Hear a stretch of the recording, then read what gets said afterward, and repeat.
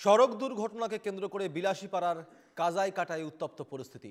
জানা গেছে, কাজাইকাটার পূর্ত বিভাগে সড়কে বাইক এবং গাড়ির সংঘর্ষ হয়। সড়ক দুর্ঘটনায় গুরুতর আহত হন রুমান আলী তালুকদার নামে এক ব্যক্তি। ঘটনাস্থল থেকে গাড়ি ছেড়ে পালিয়ে যায় চালক। পরে উত্তেজিত জনতা দুর্ঘটনা ঘটানো গাড়িটি ভেঙে চুরমার করে দেয়।